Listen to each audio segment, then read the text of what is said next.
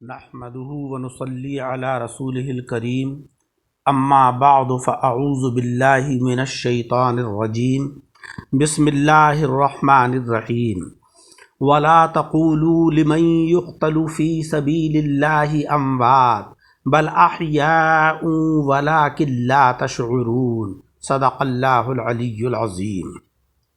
حضرات اکرام، ذکر یہ چل رہا ہے کہ اللہ جل شانہ و عم نوالہ نے حضرات شہداء کرام کو مردہ کہنے سے منع فرمایا ہے اور فرمایا کہ تمہیں ان کی زندگی کا شعور نہیں ہے۔ روح البیان نے یہ فرمایا ہے کہ انسان کے اندر دو روحیں ہوتی ہیں، ایک روح سلطانی جس کا مقام دل ہے، اسی سے زندگی قائم ہے، دوسرے روح حیوانی جس کا مقام دماغ ہے، جس سے ہوش و حواس برقرار رہتے ہیں۔ روح حیوانی سونے کی حالت میں نکل جاتی ہے اور روح سلطانی موت کے وقت خارج ہوتی ہے، یعنی روح حیوانی کے نکلنے کا نام نیند ہے اور روح سلطانی کے نکلنے کا نام موت ہے۔ پھر جس طریقے سے نیند کی حالت میں روح حیوانی جسم سے نکل کر عالم کی سیر کرتی ہے، اسی سیر کا نام خواب ہے، مگر جسم سے پھر بھی اس کا تعلق ایسا رہتا ہے جیسے بجلی کے بٹن کا پاور ہاؤس سے، کہ جو ہی کسی نے جسم کو ہاتھ لگایا یا پکارا، فوراً ہی روح جو ہے اس کو خبر ہوئی اور آنن فانن آ کر جسم کے اندر وہ داخل ہو گئی اور سونے والا جاگ گیا۔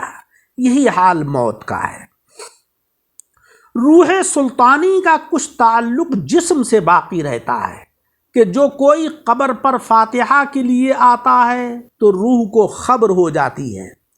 اس سے اتنا معلوم ہوا کہ موت نہ تو روح کی فنا کا نام ہے نہ جسم کی فنا کا نام، صرف روح کے جسم کے ساتھ تعلق کے ضعیف ہو جانے کا نام ہے۔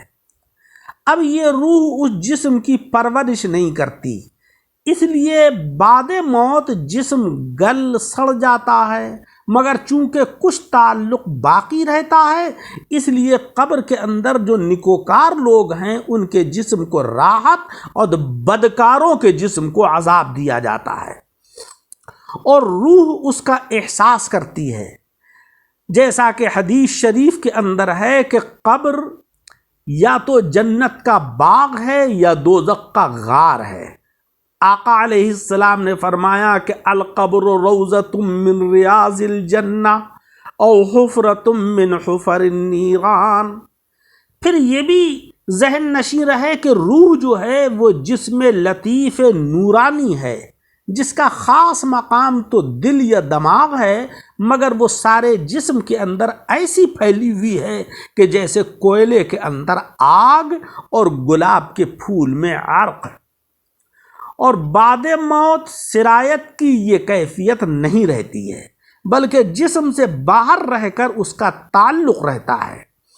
جس طریقے سے بادشاہ کا رعایا سے تعلق ہوتا ہے، جب یہ سمجھ لیا تو اب یہ سمجھو کہ نبی کی برزخی زندگی عام لوگوں سے بہت زیادہ قوی ہے، کہ ان کا جسم گلنے سے محفوظ اور ان کا مال اور ان کی بیویاں تقسیم اور نکاح کے قابل نہیں، اور ان کی ارواح دونوں جہان میں بلا تکلف سیر فرماتی ہیں۔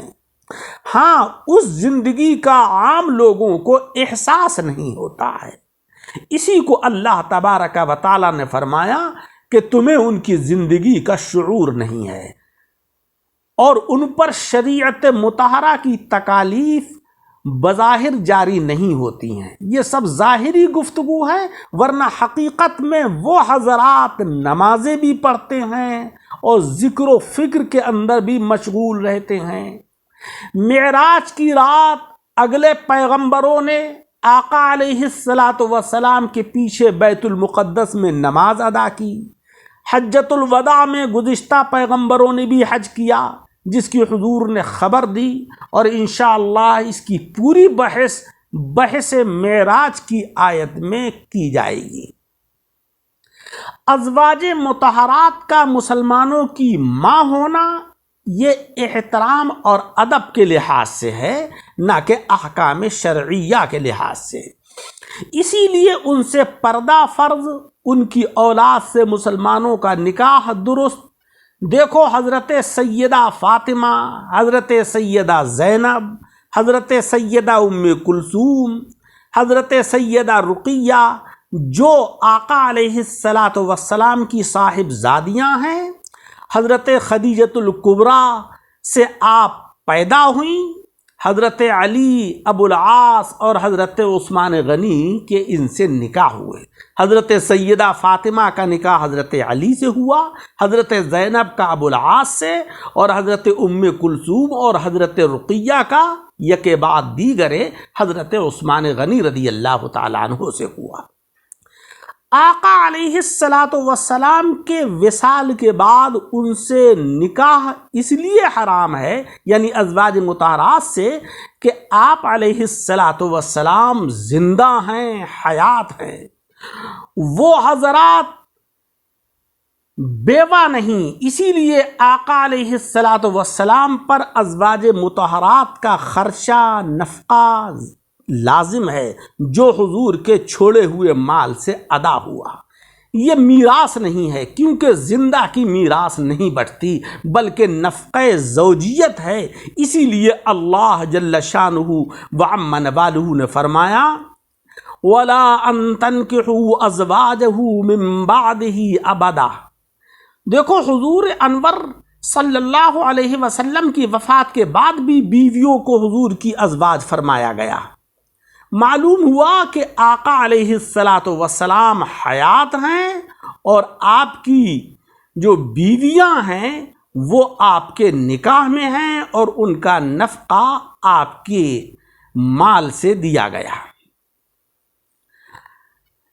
اللہ رب العزت نے دوسرے مقام پر فرمایا فَتَعَالَيْنَ أُمَتِّعْكُنَّ وَأُسَرِّحْكُنَّ سَرَاحًا جَمِيلًا۔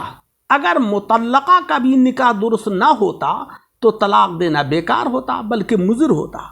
بہرحال اس آیت سے دو طرح حیات النبی ثابت ہے۔ کلمہ طیبہ، اذان، نماز، ان سب سے حیات النبی کا ثبوت ہے۔ ہم اور آپ پڑھتے ہیں محمد الرسول اللہ، جس کے معنی ہے محمد مصطفیٰ صلی اللہ علیہ وسلم اللہ کے رسول ہیں۔ اگر آپ عام لوگوں کی طرح موت پا چکے ہوتے تو یہ کہا جاتا وہ اللہ کے رسول تھے۔ حضرت سلیمان علیہ السلام آپ کی روح قبض ہونے کے بعد عرصے تک نماز میں کھڑے رہے۔ دیمک نے جب لاٹھی کھائی تب آپ کی وفات کا لوگوں کو پتہ چلا۔ جسم شریف آپ کا نہ گلا نہ خراب ہوا۔ اگلے رسولوں سے پوچھو، یہ اللہ تبارک و تعالیٰ کا فرمان ہے کہ ہم نے جھوٹے معبود بنائے ہیں۔ معلوم ہوا کہ وفات یافتہ رسول زندہ بھی ہیں، ان سے مقبول بندے ملاقات اور گفتگو بھی کر لیتے ہیں، وہ دنیا کی سیر بھی کرتے ہیں۔ ان دلائل سے حضرات انبیاء کرام کی حیات، حضرات شہداء کرام کی حیات، حضرات اولیاء کاملین کی حیات بخوبی ثابت ہے۔ شہداء کرام کی زندگی اس درجہ قوی تو نہیں، مگر پھر بھی عام مسلمانوں سے بدرجہ قوی ہے۔ اس لیے ان کی میراث تو تقسیم ہوتی ہے، اور ان کی بیویاں اوروں سے نکاح کر سکتی ہیں، مگر یہ ملائکہ کی طرح لطیف جسموں کی شکل میں جنت کی سیر بھی کرتے ہیں، اور عالم کے اندر تصرفات بھی۔ یہ بات یاد رہے کہ دنیاوی زندگی تو برزخ کے مقابلے میں ایک خیال ہے، اور برزخی زندگی حشر کی زندگی کے مقابلے میں خواب و خیال، یعنی مرنے کے بعد دنیاوی واقعات خواب کی طرح معلوم ہوتے ہیں اور مردہ سمجھتا ہے کہ میں سو کر اٹھا ہوں، اور محشر میں برزخی حالات خواب اور دنیاوی حالات خواب کے اندر خواب معلوم ہوں گے۔ لہذا انبیاء کرام، اولیاء عظام اور شہداء کرام کا بعد وفات ہی جنت میں پہنچنا فقط روحانی ہے، نہ کہ اس جسم سے، اور بعد حشر میں جسم کے ہوگا۔ پہلا داخلہ مثل خواب کے معلوم ہوگا، اور عوام حشر سے پہلے نہ جسمن وہاں پہنچیں گے نہ روحن، بلکہ دور سے جنت کو دیکھتے ہیں۔ پھر حضرات انبیاء اور شہداء کے اس داخلے میں بھی ایک بڑا فرق ہے، جیسے کہ ان کی خوابوں میں فرق ہے۔ ہم لوگ خواب میں اگر کچھ کھائیں پئیں تو اس کی لذت تو محسوس کرتے ہیں، مگر صبح کو بھوکے اٹھتے ہیں، اور پیغمبر جو کچھ خواب میں کھاتے پیتے ہیں اس کی لذت بھی پاتے ہیں اور صبح کو سیر ہو کر اٹھتے ہیں۔ اس لیے حدیث پاک میں آقا علیہ السلام نے فرمایا ہے کہ یطعمنی ربی ویسقینی، مجھے میرا رب کھلاتا ہے پلاتا ہے۔ حتیٰ کہ بعض خاص اولیاء کرام جو حضرات انبیاء کرام کے کامل نقش قدم پر ہیں، ان کی روایت ہے کہ انہوں نے خواب میں کچھ کھایا، صبح کو اس کھانے کی خوشبو ان کے منہ میں تھی اور شکم سیر تھے وہ۔ حضرات اکرام، تو معلوم یہ ہوا کہ حضرات خاصان الہی رحمت اللہ علیہم اجمعین کی جو روحیں ہوتی ہیں وہ اتنی طاقتور اور قوی ہوتی ہیں کہ مولا تبارک و تعالی ان کو اعلیٰ مراتب سے نوازتا ہے، اور ان کی لطافت کی وجہ سے جنت کے اندر وہ روحیں سیر کرتی ہیں۔ جناب نبی اکرم صلی اللہ علیہ وسلم نے فرمایا کہ حضرات شہداء کرام کی روحیں جنت کے سبز رنگ کے پرندوں کے پوٹوں میں سیر کرتی ہیں، اور وہ پرندے عرش معلیٰ کے نیچے جو قندیلے ہیں ان میں بسیرا کرتے ہیں۔ مولا تبارک و تعالیٰ نے یہی فرمایا ہے کہ بل احیاء ولکن لا تشعرون، وہ تو حیات اور زندہ ہیں، ان کی زندگی کا تمہیں شعور نہیں ہے، تم اس کو سمجھ نہیں پا رہے ہو۔ لہٰذا ہمیں اس آیت کریمہ سے یہ معلوم ہوا کہ ہمیں اخروی حیات کو بہتر بنانے کے لیے اپنی روحوں کو طاقتور بنانا چاہیے، اور ان روحوں میں قوت جب پیدا ہوگی کہ جب ہم شریعت مطہرہ کے پابند بنیں گے اور مولا تبارک و تعالی کے احکام کی مکمل پابندی کریں گے، جناب رسول مکرم صلی اللہ علیہ وسلم کے نقش قدم کے اوپر کامل طریقے سے گامزن ہوں گے، تب مولا تبارک و تعالی ہماری روحوں کے اندر بھی لطافت پیدا فرما دے گا۔ مولا جل شانہ و عم نوالہ مجھے اور آپ سب حضرات کو عمل کی توفیق عطا فرمائے۔ آمین وآخر دعوانا ان الحمد للہ رب العالمین۔